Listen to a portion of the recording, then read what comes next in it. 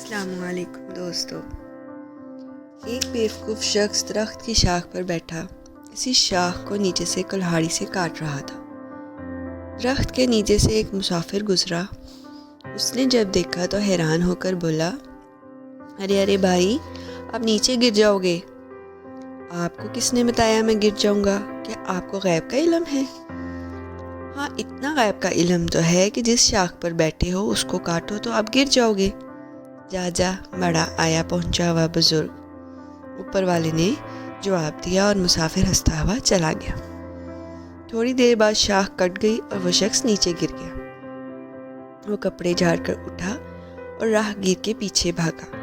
راہ گیر کو پکڑ کر بیوقوف نے کہا، آپ واقعی بہت پہنچے ہوئے گزر رہے ہیں، مجھ سے بہت بڑی گستاخی ہو گئی ہے، مجھے معاف کر دے۔ راہ گیر نے بہت کہا کہ وہ کوئی بزرگ نہیں ہے، لیکن بیوقوف نہیں مانا۔ آخر تنگ آ کر راہ گیر نے کہا کہ وہ کیا چاہتا ہے، مجھے صرف یہ بتا دے میں کب مروں گا۔ بیوقوف نے سوال کیا۔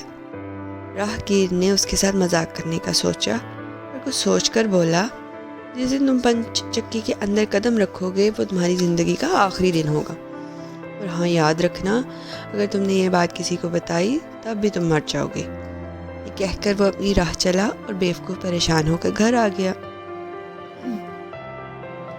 چند دن اس نے اسی فکر میں گزارے، لیکن اصل پریشانی اس وقت شروع ہوئی جب گھر میں آٹا ختم ہو گیا اور بیوی نے کہا کہ وہ چکی سے آٹا پیس کر لائے۔ اب وہ نہ تو پن چکی جا سکتا تھا اور نہ ہی جانے کی وجہ بتا سکتا تھا۔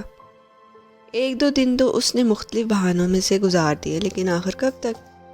ایک دن بیوی کی چک چک سے تنگ آ کر اس نے فیصلہ کر لیا کہ پن چکی چلا ہی جاؤں، مر جاؤں تو جان چھوٹ جائے گی۔ یہ سوچ کر اس نے غلہ گدھے پر لادا اور پن چکی کی طرف چلا۔ پن چکی کافی دور دریا کے پار تھی۔ وہاں پہنچ کر اس نے گدھے کو باہر چھوڑا اور غلہ اندر لے جا کر چکی میں ڈال کر چکی چلا دی۔